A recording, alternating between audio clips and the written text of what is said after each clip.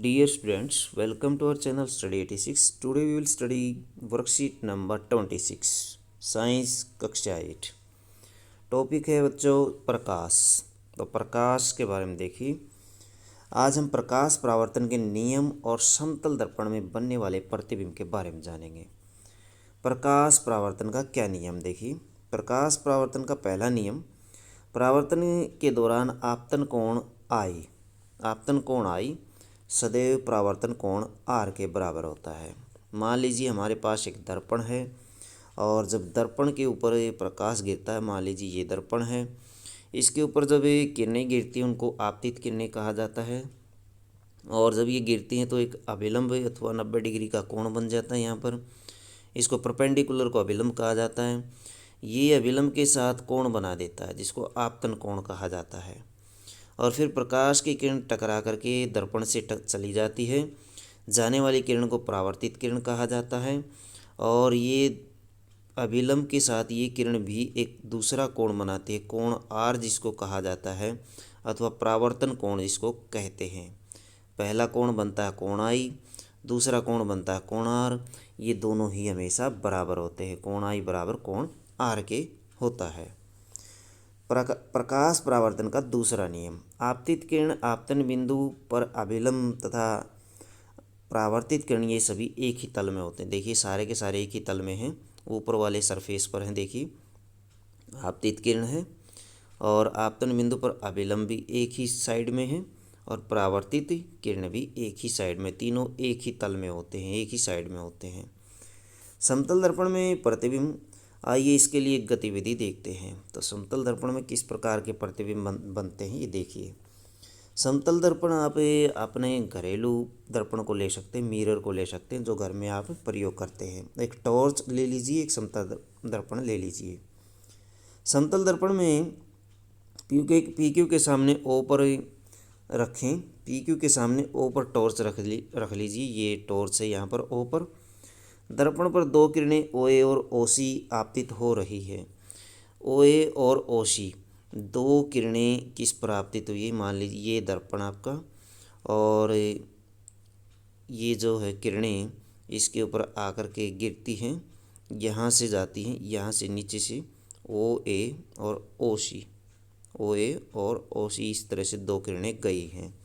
तो पहली किरण ये, दूसरी किरण ये, तो ये टकरा करके क्या करती हैं, ये पहली किरण इस तरफ चली जाती है, दूसरी किरण भी इस तरफ चली जाती है. तो जाने की दिशा इस तरह से है, लेकिन इनको दिखाने की दिशा पीछे की साइड में है और पीछे की साइड में ओ डैश बिंदु पर मिलेंगी. मिलाने पर क्या है, अब दर्पण पी क्यू की सतह पर बिंदु ए और सी पर अभिलंब खींचते हैं. तो ये अभिलंब हम खींच देते हैं, दो अभिलंब खींचे जाएंगे, दो किरणें हैं. तो बिंदु ए से परावर्तित किरण ए बी और बिंदु सी से परावर्तित किरण सी डी खींचे.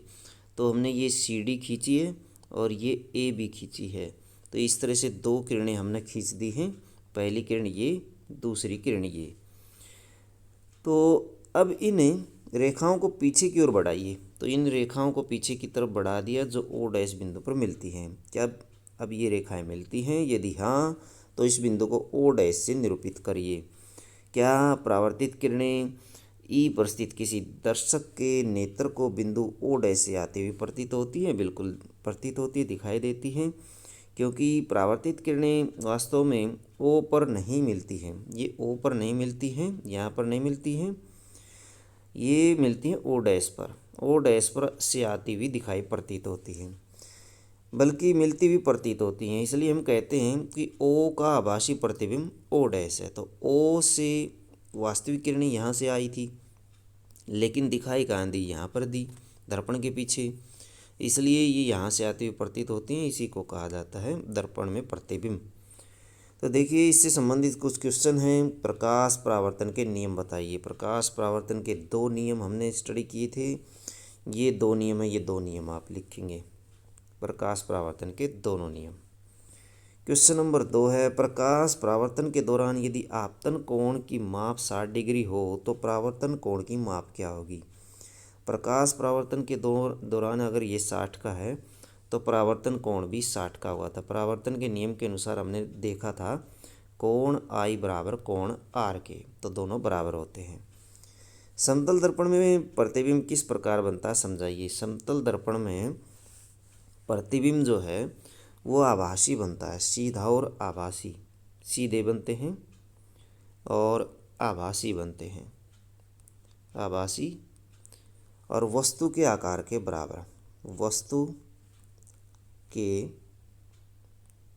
आकार के बराबर बनते हैं। तो ये भी आप आंसर लिख सकते हैं।